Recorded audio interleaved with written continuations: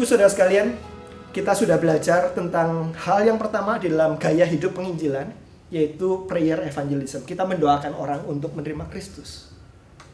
Kemudian apa berikutnya? Prinsip kedua dalam penginjilan adalah penginjilan meliputi kesaksian tentang Kristus melalui perkataan dan perbuatan di dalam setiap kesempatan. Saya ulangi. Penginjilan merupakan kesaksian tentang siapa Kristus melalui perkataan kita dan perbuatan kita dalam setiap kesempatan. Untuk itu, gaya hidup penginjilan bukan hanya berhenti di mendoakan, kita perlu dalam langkah-langkah berikutnya ini. Perkataan dan perbuatan. Saya ingin Bapak Ibu merenungkan kebenaran ini sebentar. Bayangkan Bapak Ibu naik sebuah pesawat terbang. Dan salah satu dari sayap pesawat itu robek. Nah, Bapak Ibu Saudara sekalian, kalau salah satu sayap pesawat itu harus robek, Bapak Ibu pilih yang robek itu sayap kiri atau sayap kanan? Tentu saja kita tidak ingin sayap kiri maupun sayap kanan. Nah, gambaran tentang penginjilan juga begitu Bapak Ibu Saudara sekalian. Sayap kiri maupun sayap kanan adalah bersaksi melalui kehidupan dan bersaksi melalui perkataan. Ada orang yang bilang, saya mau bersaksi melalui kehidupan saja, tidak perlu melalui perkataan. Tidak bisa. Orang tidak bisa menerima Kristus hanya karena melihat kita adalah orang baik.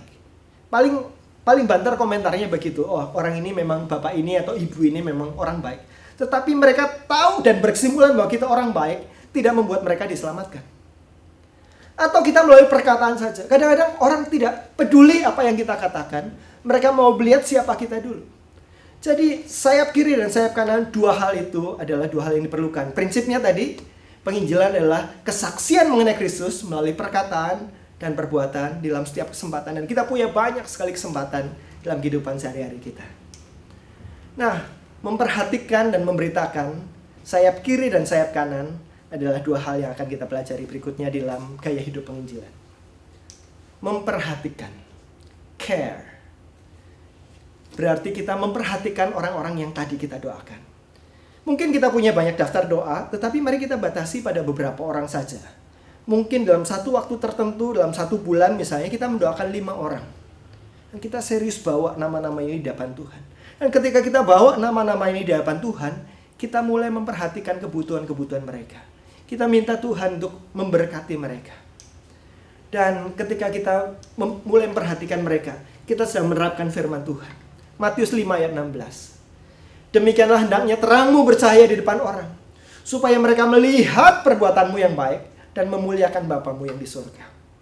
Melalui perbuatan kita, orang akan mulai berpikir, siapa Bapa kita yang di surga, yang menggerakkan kita, yang membuat kita menjadi orang-orang yang melakukan hal-hal baik itu.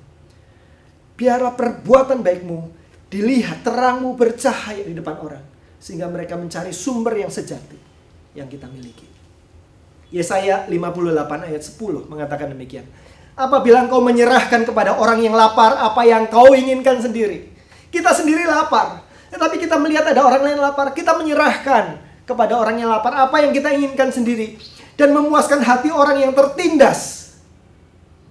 Maka terangmu akan terbit dalam gelap, dan kegelapan akan menjadi seperti rembang tengah hari. Bagaimana kita bersaksi kepada orang-orang? Mari kita bersaksi sehingga orang melihat dan mencari tahu sumber yang sejati itu. Mari kita bersaksi bukan saja dengan kelebihan kita, tetapi juga dengan kekurangan kita. Melalui pengorbanan. Kesaksian yang membutuhkan penjelasan kenapa kita mau melakukan hal-hal seperti itu. Saya punya tetangga di rumah saya yang sebelumnya. Saya mendoakan dia. Mendoakan supaya keluarga ini menerima Kristus sebagai Tuhan dan Juru Selamat. Keluarga dari agama sepupu. Saya mulai membangun percakapan dengan mereka. Saya mendoakan mereka. Keluarga ini ada suami istri dan ada beberapa anak-anaknya. Waktu si ibu ini sakit, saya datang mengunjungi. Kemudian setelah membangun relasi sekian lama, saya bertanya, bolehkah saya berdoa di dalam nama Tuhan Yesus? Dia bilang boleh. Kemudian saya berdoa. Akhirnya beberapa kali saya jadi lebih nyaman untuk mendoakan dia kalau dia punya masalah dan sebagainya. Satu saat anaknya sedang hamil dan ini keluarga yang tidak terlalu berada. Saya berkata kepada ibu itu dan keluarganya, setiap saat Bapak Ibu boleh ketuk rumah saya kalau dibutuhkan, segera pergi ke rumah sakit kalau memang dibutuhkan. Jadi saya menunjukkan kepada dia, bukan supaya orang melihat saya sebagai orang baik saja, tetapi orang itu tahu bahwa saya adalah orang yang mengikuti Kristus, dan Kristuslah yang membuat saya melakukan.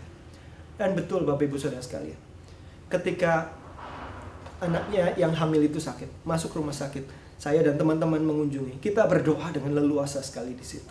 Ketika ada masalah, ada banyak hal. Sampai hari ini belum menerima Kristus, tetapi saya tahu bahwa ada langkah-langkah yang sudah semakin terbuka bagi orang ini untuk semakin dekat kepada Kristus.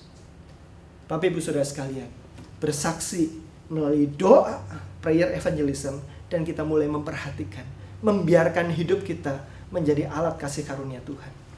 Brian Myers pernah mengatakan sesuatu yang sangat menarik. Dia bilang begini, kesaksian Kristen itu meliputi pernyataan Injil melalui kehidupan. Kehidupan Kristiani kita adalah pesan yang kita sampaikan.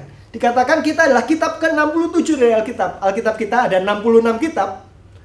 Dan kitalah kitab ke-67. Apa maksudnya? Orang-orang akan membaca hidup kita. Orang-orang akan membaca bagaimana kita berkata-kata, bagaimana kita bertindak. Dan berdasarkan hal-hal itu, mereka akan memutuskan apakah mereka mau membaca 66 kitab yang lain setelah membaca kitab ke-67, yaitu hidup Bapak Ibu Saudara sekalian. Apakah kitab ke-67-nya menarik sehingga pengen baca 66 kitab yang lain yang membuat kitab 67 itu ada. Ide-ide untuk memperhatikan Bapak Ibu Saudara sekalian ada banyak sekali.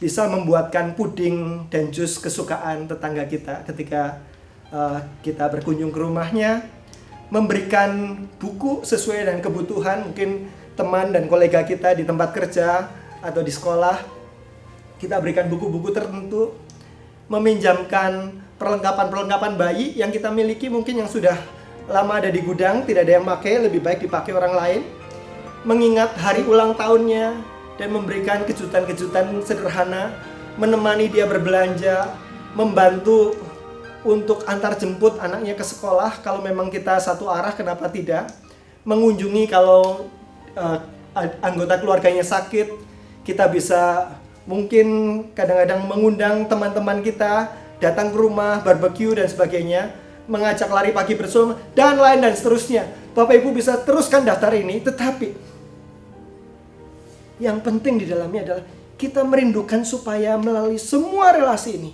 orang melihat bahwa kita mengasihi dia, dan orang itu menjadi satu langkah lebih dekat kepada Kristus.